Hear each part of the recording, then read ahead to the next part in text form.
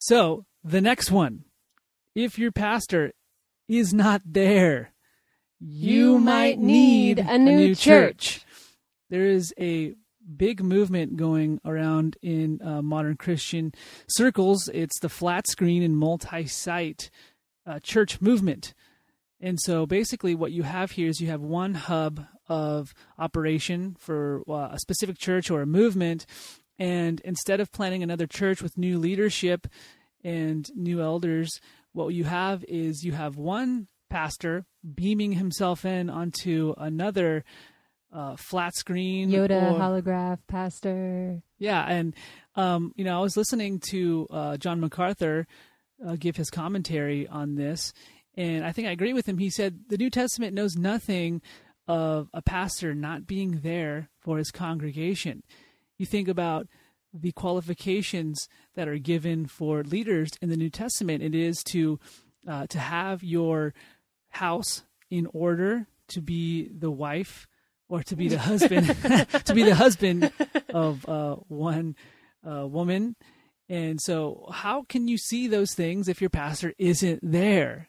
This one to me seems like the most common sentence. Like, if your pastor's not at church on Sunday, you should find a new, where is he? I mean, there's a song on the country radio. I haven't listened to country radio, but I do.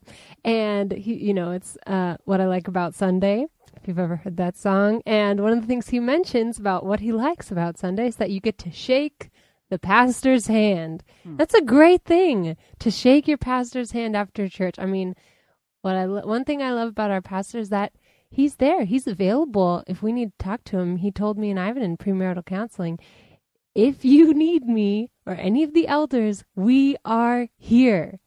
And that's a huge thing. And I think it's even a problem for these mega churches. If you have over 500 people in your church, there's no way one pastor is going to be able to take care of you all. Yeah, those are some of the problems that you can have when you get too many people. And so I think one of the best solutions is raise up new leaders and plant a new church. One of the things that we have problems with when it comes to flat screen churches and the multi-site movement is that these movements center around one personality.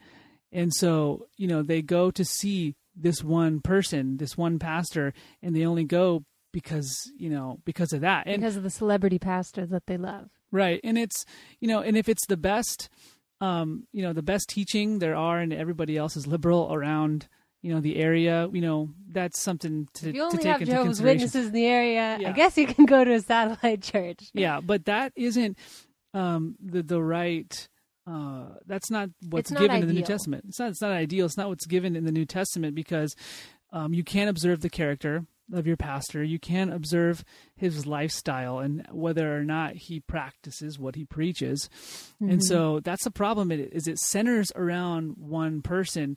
And it seems to me that this person might not want to give up any power because he wants to lead from over here instead of raising up new leaders and empowering disciples and wanting to, plant new churches. You have this, person saying, no, I actually would like to keep control here by beaming myself in from another site. Mm-hmm. And even those new leaders, at those satellite campuses, they aren't taking full responsibility. I mean, say there's an assistant pastor who is the official pastor of this satellite church. Well, he doesn't have full responsibility. A man who probably could bear that weight now doesn't have that full responsibility. And Ivan and I were talking about this earlier, how in these mega satellite churches, here you have, spiritually mature, capable men who could step up and take responsibility for, a small flock of people. But now they don't have to because this megachurch pastor, they've got it all taken care of. He and his 10 cronies, they've got it all taken care of. I don't really need to do anything. Maybe I'll do a little Bible study at my house. But here are men who are fully capable. And I think it causes a degree of spiritual laziness and people just disappear into the background. Then you have no accountability, no reason to step up and take responsibility for your community. So. Yeah, and that's one of the problems that we were pointing out, is that there's this power struggle, and there's this wanting to hold on to this power, because you don't want to plant another church with new leaders and new people so that you can focus on the congregation that you have now.